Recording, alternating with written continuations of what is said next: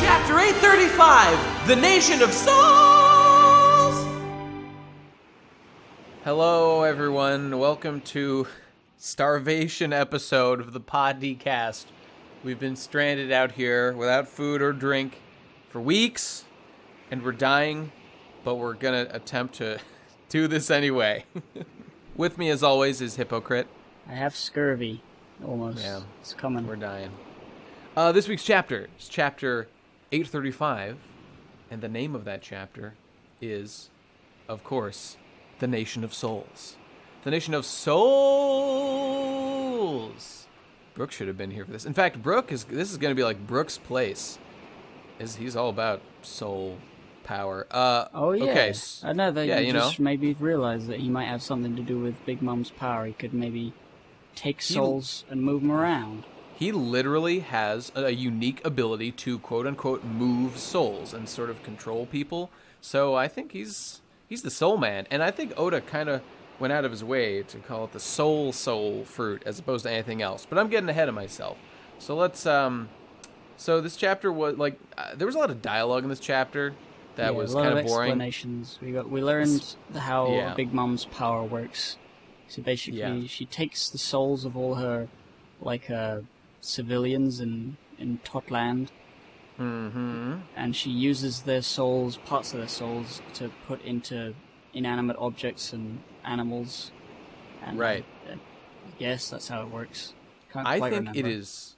Yeah, I mean, no, that's pretty much it. I just think that it is so cool and awesome, and we pretty much expected this to be the case. And I think we said it in other episodes. But I think it is so cool the way Oda builds a world and an economy around the abilities of the characters in the series. Like, Big Mom's ability has, uniquely impacted the way that this entire, island nation, like series of islands in this one nation of Totland, how everything operates on that world. And, Oda does that all the time. Skypiea was uniquely controlled by Eneru's power. Magellan's power, allowed him to be so powerful and impel down.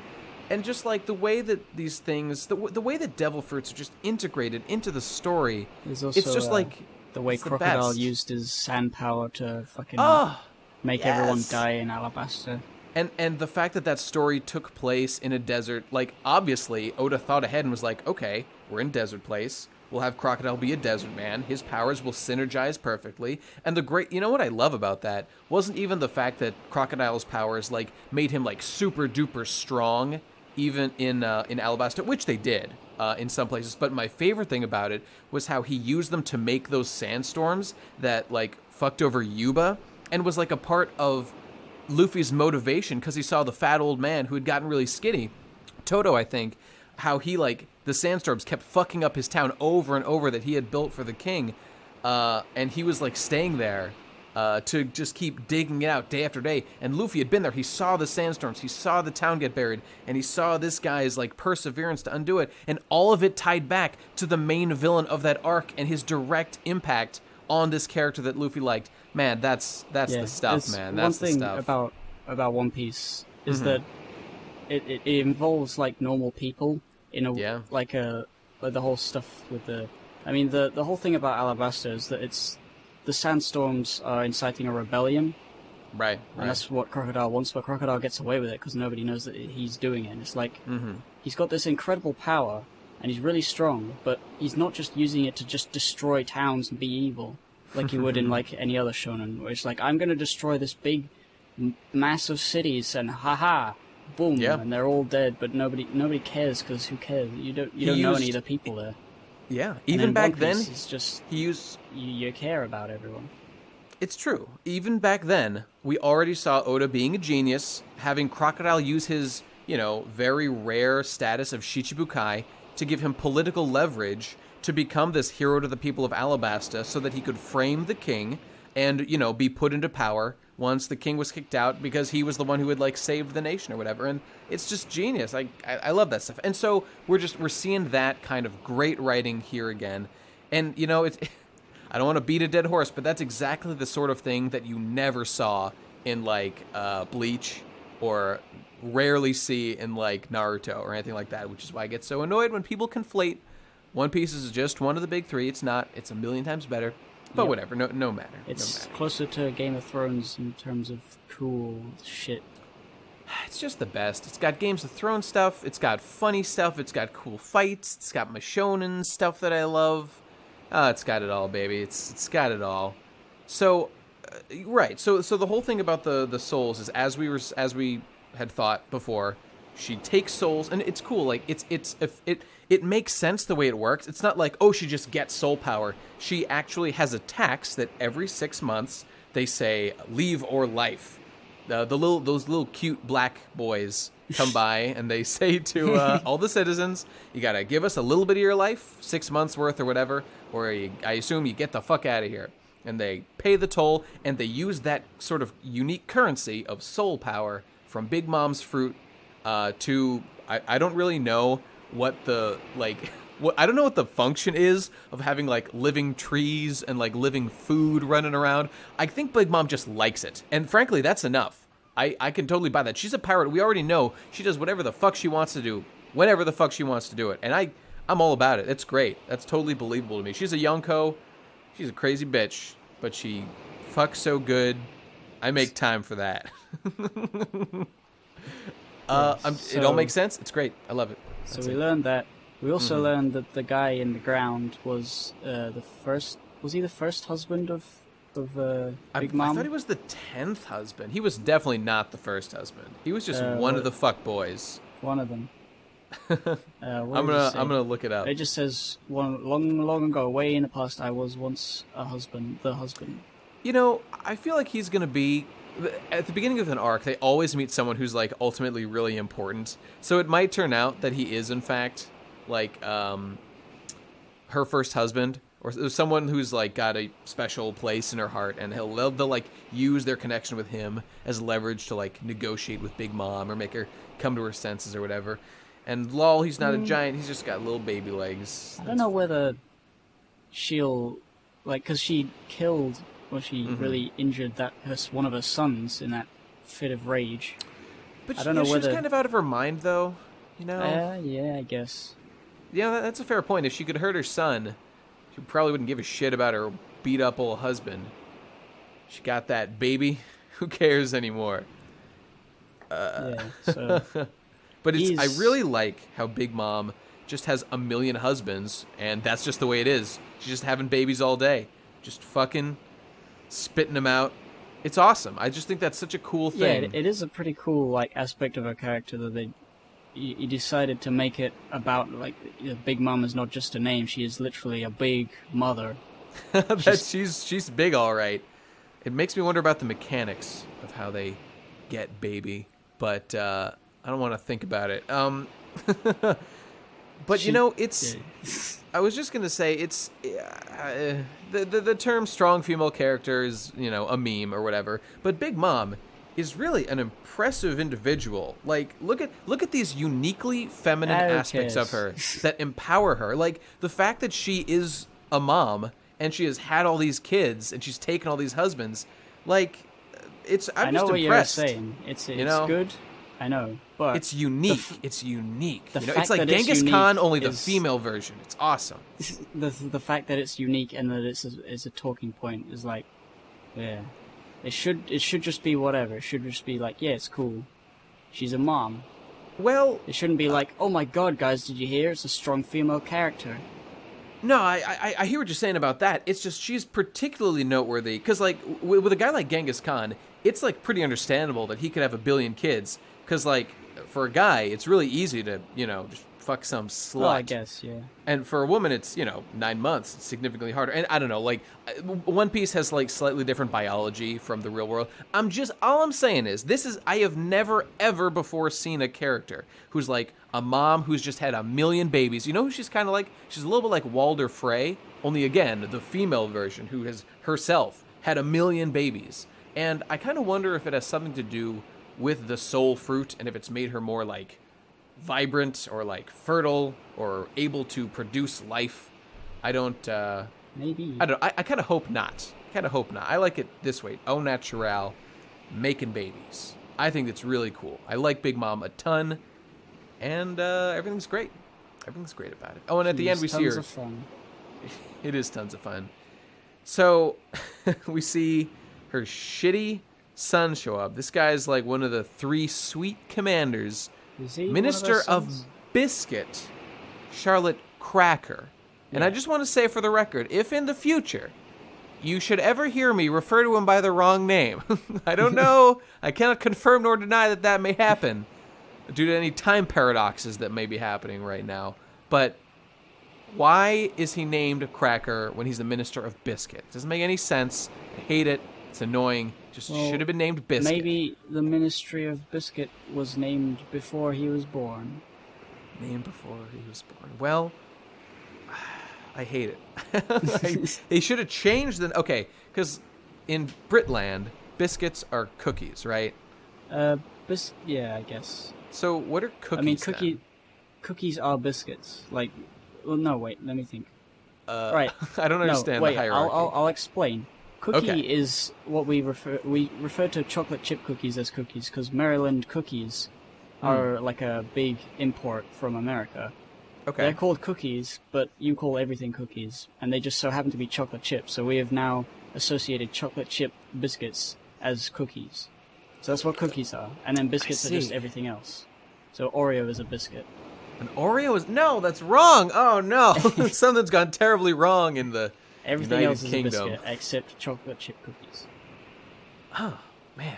Madness. Okay, so what would you say that this Commander, Minister of Biscuit, what does he have authority over?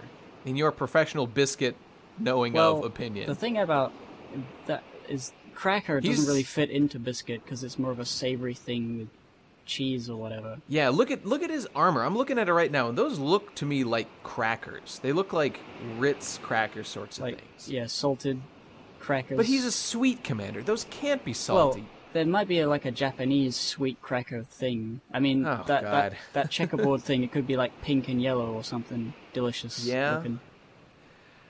I've seen cookies that look like... I mean, oh, God, it's so confusing. I call them cookies. This whole, like, arc has such nuanced descriptions of sweets, because obviously, like, every Big Mom character is going to be, like, a different kind of sweet, which is really cool, but I can't fucking keep track of them. My confectionery knowledge is extremely limited. Fuck you, Oda. I know Japan's really into, like, their specific sweets.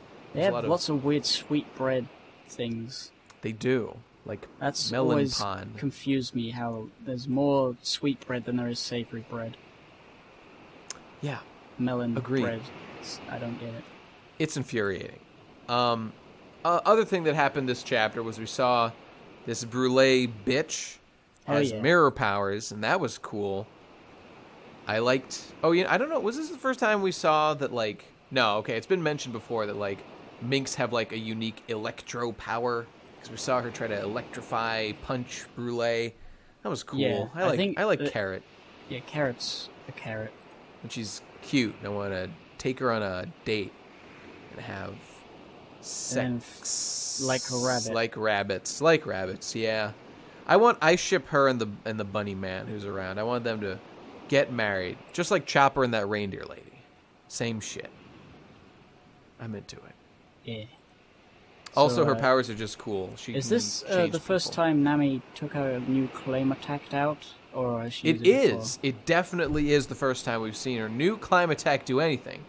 And what did she do with it? She just, like, extended it? She extended it and whacked the mirror, I think. Slightly underwhelming, but, you know, I could be patient. I think Nami is going to get a fight this arc, and I'm looking forward to it. She's got a new weapon. It's time to use it. I think Oda's shonen senses are going to kick in. He's going to be like, okay, Nami's got a new weapon. That means she needs a new fight. It's going to happen. You can see it in the future.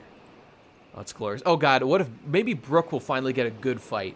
That would be the first good fight he's had since Ryuma. I want all the lesser strength characters to have like a proper fight that's actually important and not just some guy that's honestly distracting.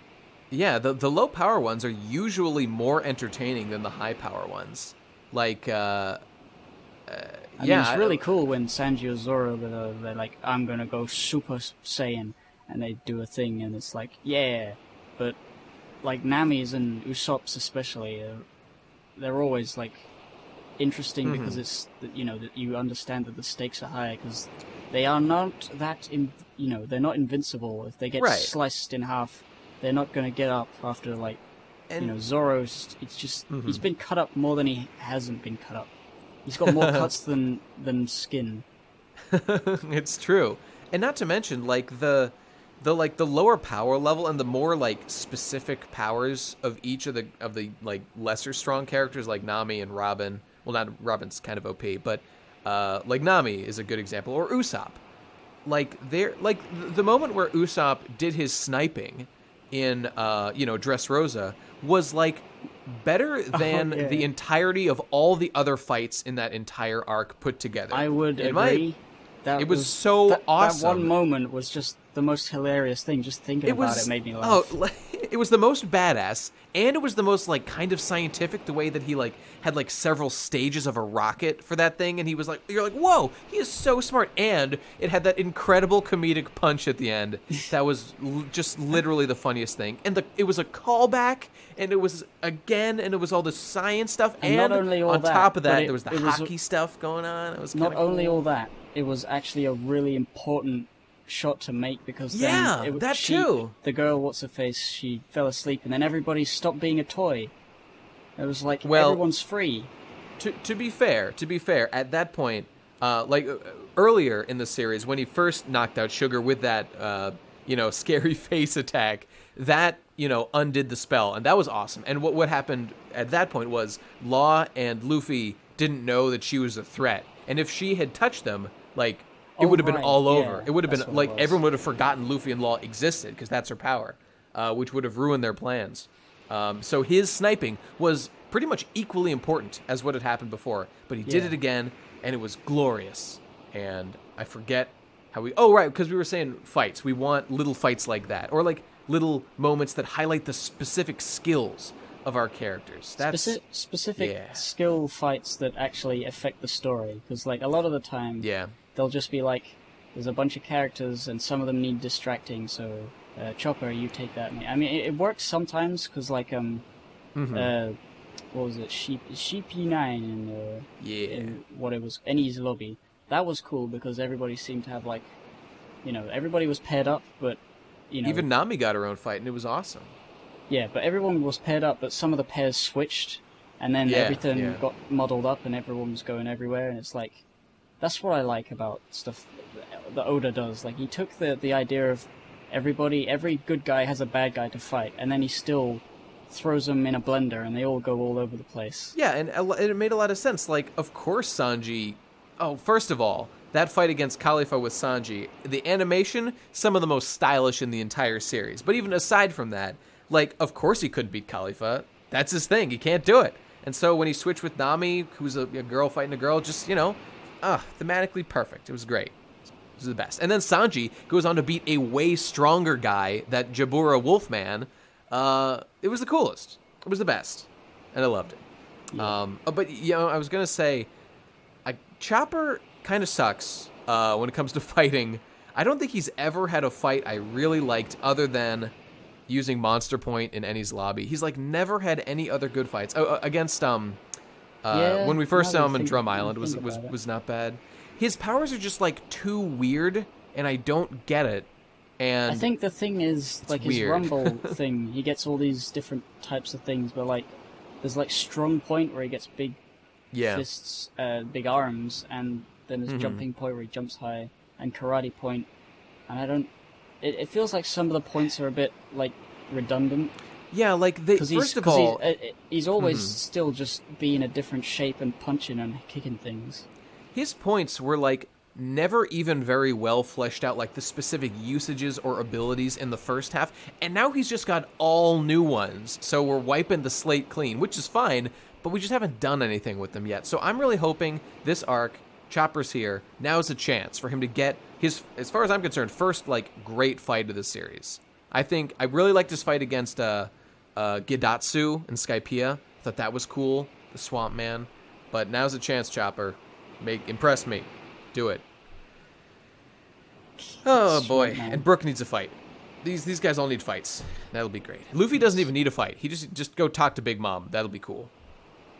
Yeah, Luffy. Well, yeah. Luffy, I think I'd like to see him bounce his power off Big Mom. See how strong he is in comparison to a Yonko. That could be what happens with him this arc, and I'd be more than satisfied. Did Jinbei, when he stopped Big Mom, did he attack her like physically, or did he just Oh throw no, the he thing just into her he just mouth? gave her some snack attack. That's what he Yeah. did. It was cool. So we really don't know how strong she is. Yeah, she could probably slap the fuck out of everyone. I want to see that. Her strength so far has been. It's not like it's underwhelming. It's just like she hasn't really done anything that impressive, other than like, you know, she grabs some soul out of her son. That's cool, but that's like one dude. Like Whitebeard could destroy a fucking island fairly easily. You know, I want to see Yonko shit on that level. I'm ready for it. One thing we didn't actually say is the mirror thing steals people and puts them in the mirror. Oh yeah, Carrot's trapped in that mirror now. That Yeah. sucks. She's so cute. I'll save you, Carrot, I with can't my remember exactly how power. the mirror works. Like it reflects things, It's and vague. also catches people in them. So she can like make a mirror, like that's step one, and then she just like if you touch Also, it, Yeah, shoots stuff at but you. also she made all those like pretend people.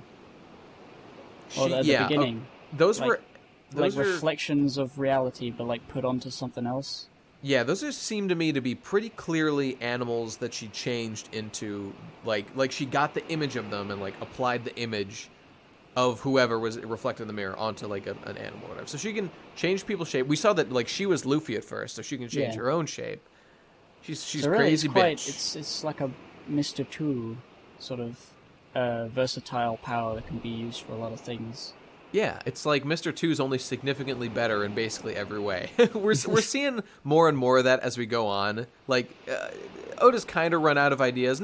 He hasn't really run out of ideas, but like as he thinks of like, okay, a mirror power, like of course that's going to contain within it like the ability to transform into people.